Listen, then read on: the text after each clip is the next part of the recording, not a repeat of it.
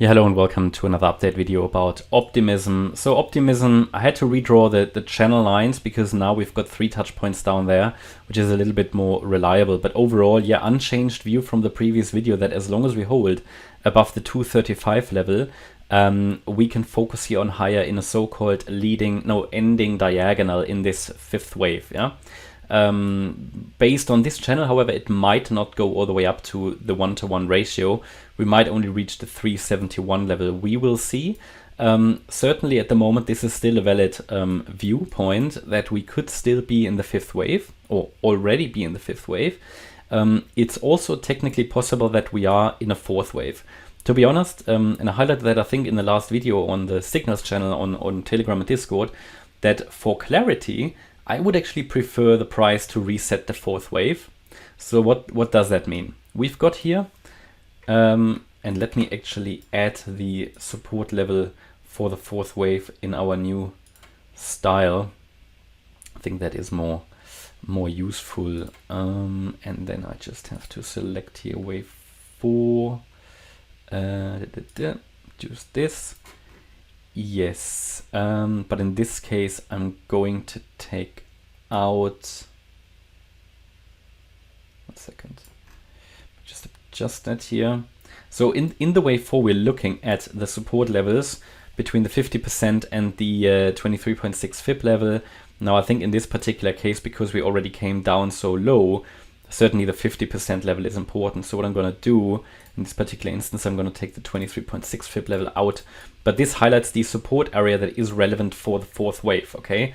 So what I want to highlight here is that should this scenario fail of an ending diagonal in a fifth wave and we break below the wave 2 low at 235, we have a chance that we are still in the fourth wave. Why is that the case?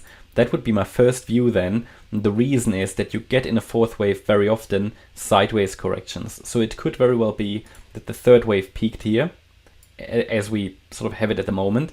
The move down was only an A wave.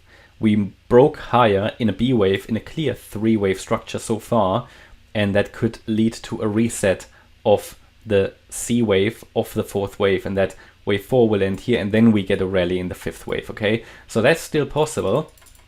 At the moment, as long as we hold above 235, I would focus on this scenario, that it could be an ending diagonal. It's not a very clear scenario though, and therefore focusing here on the yellow support area will be key. If we break below 235, have another chance to hold 199, but below 199, this is going to break down quite substantially, I would say, yeah. At least from what I can see at the moment.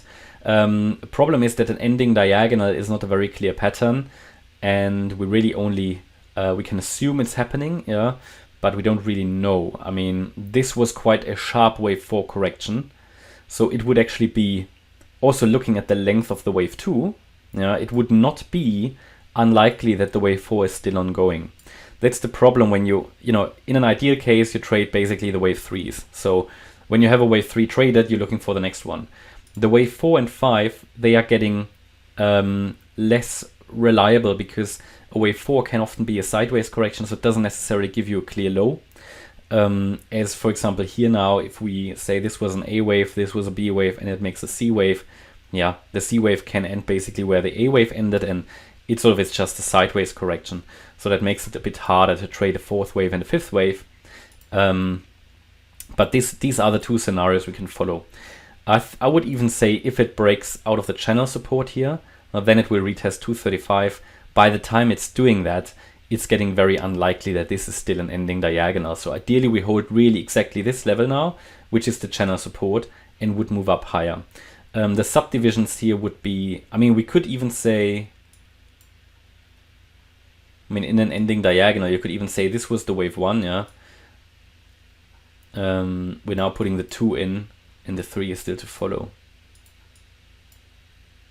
Because in an ending diagonal, you have each subwave as an ABC structure. So here an A wave, B wave, C wave, yeah, in 1. Now A, B, C in 2. Then we would get A, B, C in 3, and so on. But again, we just need to be watching. Are we holding now this low? And if not, then we are resetting down there, 235. And if we break that, 199 is the key support. So this support area here. But also be aware that we've got the 50-day moving average coming up here at 239. Might provide a little bit of temporary support, but for now the short-term trend is still up. But you see the headwinds are increasing always after the third wave. That's where the easy money can be made in the third wave. Yeah, and we talked about the upside potential here back already in November because we counted these 1-2-1-2 setups. But now it's just the headwinds are increasing, okay?